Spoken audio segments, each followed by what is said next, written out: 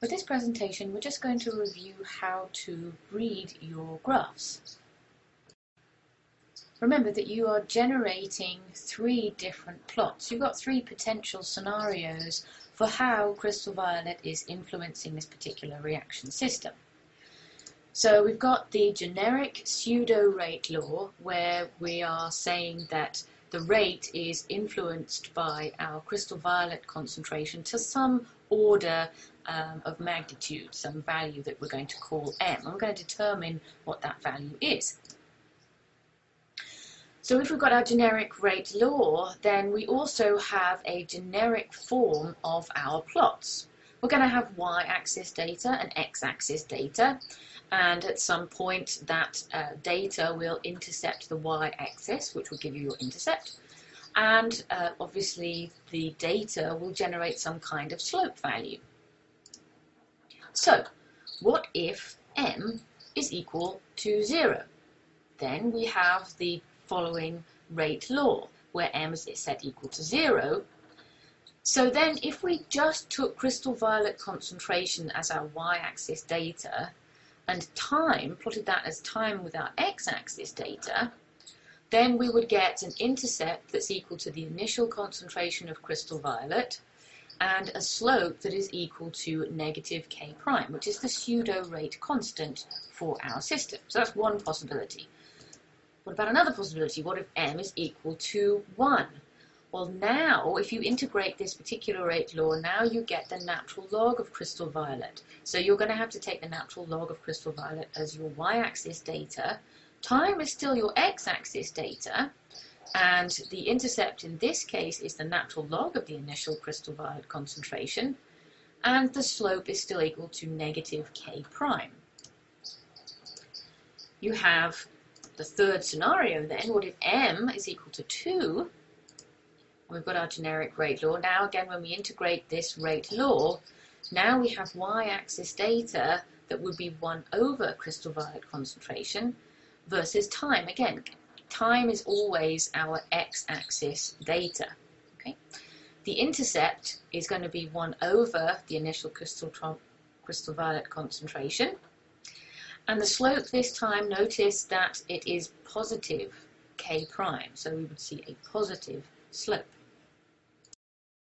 So let's take a look and see how those graphs look. So this is just using student data from one of the experiments that I've collected over the years. So here the student has plotted data as though m was set equal to 0. And you can see they've got crystal violet concentration with the appropriate unit as the y-axis data, and time with the appropriate unit as the x-axis data. They've set it up so that there is a linear trend line attempting to go through the points. It's quite obvious that those points are forming a curve, but the line has been represented there because we're trying to find a linear trend. This equation is obviously not following that linear trend, and a really good indicator of that is the r-squared value. That r-squared value, it's a statistical value. It's telling you how close those points are to that trend line, that linear trend line that's been set with that particular equation. So it's not looking good for a value of m equal to 0 according to this student's data. So now we have the student's data set up with the scenario that m is equal to 1. So now the y-axis data is the natural log of crystal violet versus time again as the x-axis data with the appropriate unit for time. Remember, natural log values are uniteness, so there is no unit associated with that particular y-axis, but that's not always going to be the case. We also have the trend line set there by the student. It's looking a very good fit for that trend line. Those data points are nice and close to that trend line that's been plotted. And again, the r-squared value is reflecting that, an r-squared value of 1. And here is the last scenario where m is possibly equal to 2. Again, the y-axis data, this time it's 1 over the crystal violet concentration with the appropriate unit this time. Also, time has our appropriate unit for our x-axis data. And again, the data points are not fitting very well with that linear trend line. We can see that we're forming a curve. It's a positive curve, but we're definitely seeing a curve, a trend that is away from our line, our straight line. And again, the R² value reflects that. So let's review what we've got so far.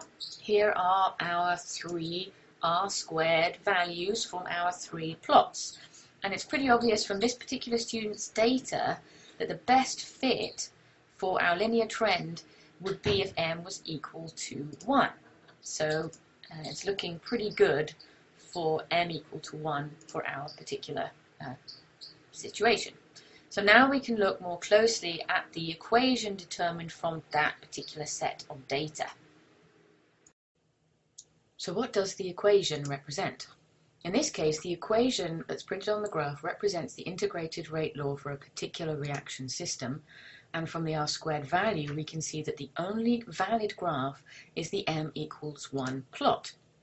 This means that the equation printed on that graph shows values for the first order integrated equation. So remember, the y-axis values were the natural log of crystal violet at certain times. The x-axis data was time measurements.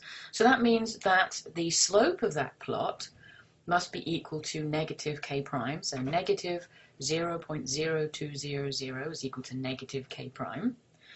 And the intercept of that plot is going to equal the natural log of crystal violet at time 0, so the natural log of the initial crystal violet concentration. So in this case, negative 7.601 is equal to the natural log of crystal violet at time 0.